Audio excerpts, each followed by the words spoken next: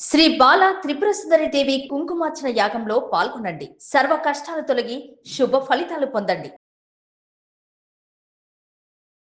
నమస్తే, welcome back to Suman TV. Present మనతో పాటు ఉన్నారు అనలిస్ట్ మందర్ కృష్ణారెడ్డి గారు.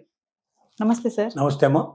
సార్, ఎస్సీల ఆర్థిక అభివృద్ధి కోసం కేంద్రం ఒక నిర్ణయం తీసుకుంది. 2-వీలర్ 3-వీలర్ ఏవైతే ఉంటాయో వాళ్ళకి భారీ డిస్కౌంట్స్ అంటున్నారు. ముఖ్యంగా చూసుకుంటే హైదరాబాద్ లో ఉన్నటువంటి ఎస్సీలు ఎవరైతే ఉన్నారో వాళ్ళకి అర్హులు అని చెప్పేసి చెప్తున్నారు.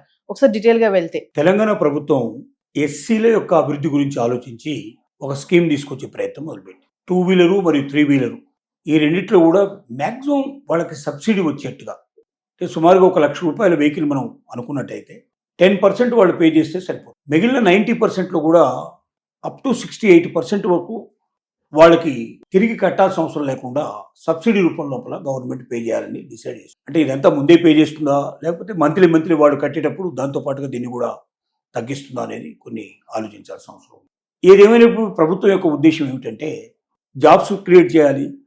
జాబ్స్ అంత తొందరగా దొరికేటట్టుగా లేవు కాబట్టి నిరుద్యోగ సమస్యను తగ్గించడానికి అందులో ఒక మార్గంగా ఈ 2-వీలర్ 3-వీలర్ వాళ్ళకి ఇచ్చినట్టయితే తద్వారా వాళ్ళు జీవనోపాధిని పొందడానికి అవకాశం ఉంటుంది అనేది ప్రభుత్వం యొక్క ఉద్దేశం. అందుకే ఎవరికి ఇంపార్టెన్స్ ఇస్తా అంటున్నారు? ఎస్సీ క్యాండిడేట్ అయి ఉండాలి కంపల్సరీగా. 2 లక్షల రూపాయల లోపల ఆదాయం ఉండాలి అనేది రెండో కండిషన్. 21 సంవత్సరాల నుంచి 50 సంవత్సరాల లోపల ఏజ్ ఉండాలనేది మూడో కండిషన్. దీంతో పాటుగా గ్రిగ్ వర్కర్స్ అయి ఉంటే వాళ్ళకి ప్రాముఖ్యత ఇస్తానంటున్నారు. అంటే ఇప్పుడు డొమాటో కానీ మనకు ఇవన్నీ జొమాటో లాంటివి ఉన్నాయి కదా, ఇవన్నీ కూడా ఆల్రెడీ దాంట్లో వాళ్ళు పనిచేస్తున్న వాళ్ళు ఎవరు, ఆన్లైన్లో వస్తువులు కానీ సర్వీసెస్ కానీ సప్లై చేసే వాళ్ళు ఎవరుతున్నారు. అలాగే ఓలా లాంటి అయితే ట్యాక్సీలు నడుపుతున్నారో అట్లాంటి వాళ్ళందరికీ కూడా ఇంపార్టెన్స్ ఇవ్వాలని అనుకుంటున్నారు. అంటే ఇందులో ముఖ్యంగా గిగ్ వర్కర్స్ కి ప్రాధాన్యం ఉంటుందా సార్?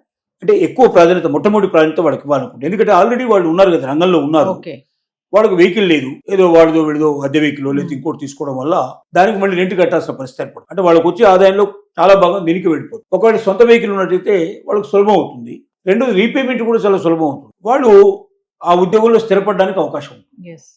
ఎందుకంటే వెహికల్ మీదనే ఆధారపడి ఉంటుంది వాళ్ళ జీవితం అంతా కాబట్టి. సో ఇట్లా అవకాశం కల్పించాలనుకుంటుంది.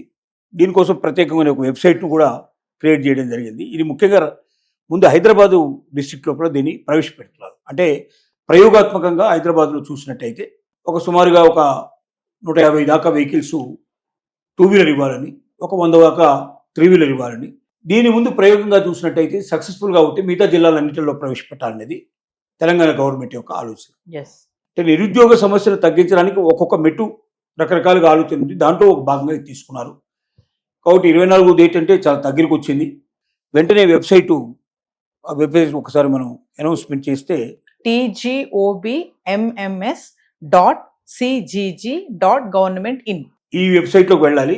ఈ వెబ్సైట్లోకి వెళ్ళి మీరు ఎకనమిక్ ప్రొవిజన్ అన్నట్టుగా దాంట్లోకి వెళ్ళి దాంట్లో కనబడేటువంటి అప్లికేషన్ ఫిలప్ చేసి ఆదాయ సర్టిఫికెట్, ఖచ్చితంగా ఆదాయం 2 లక్షలకు మించకుండా ఉండాలి, ఎస్సీ క్యాండిడేట్ అయి ఉండాలి కంపల్సరీగా. దీంట్లో ప్రిఫరెన్స్ ఒకవేళ ఎవరైనా పార్షియల్గా ఉండేటువంటి మనకు అంగవైకల్యం ఉండేటువంటి వాళ్ళు ఎవరైనా ఉంటే కూడా వాళ్ళు కూడా దీనికి అప్లై చేసుకోవచ్చు.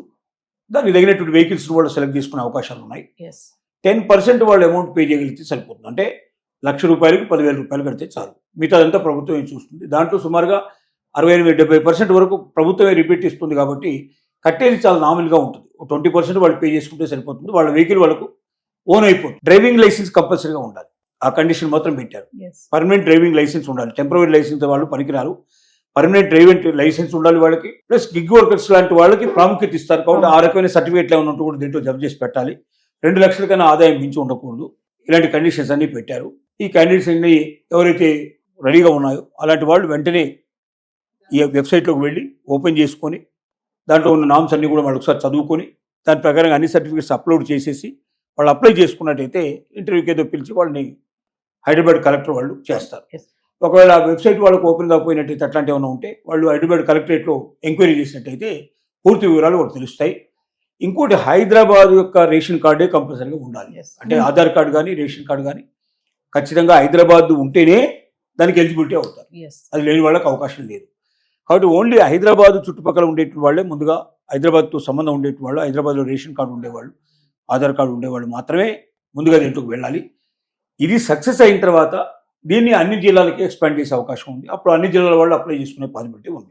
అంటే ప్రెసెంట్ ఇప్పుడు హైదరాబాద్ లో ఉంటున్నటువంటి ఎస్సీకి సంబంధించినటువంటి గిగ్ వర్కర్స్ కి ప్రాధాన్యత ఉంది. అది ఇవన్నీ ఉండాలి వాళ్ళకి, మళ్ళీ పర్మనెంట్ లైసెన్స్ ఉండాలి వాళ్ళ దగ్గర, 2 lakhs లోపల వాళ్ళకి ఇన్కమ్ ఉండాలి, తర్వాత గిగ్ వర్కర్స్ అయి ఉంటే ప్రాధాన్యత ఇస్తారు వాళ్ళు. ఇవన్నీ Yes. చూసుకొని అన్నిటికి సంబంధించిన ఉండే వాళ్ళు అప్లై చేసుకుంటే వాళ్ళకి బెనిఫిట్ కలుగుతుంది.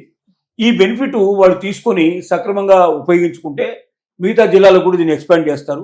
ఎస్, కొన్ని వేల మందికి పాసిబిలిటీ కలిగేటువంటి అవకాశాలు ఉంటాయి. Thank you.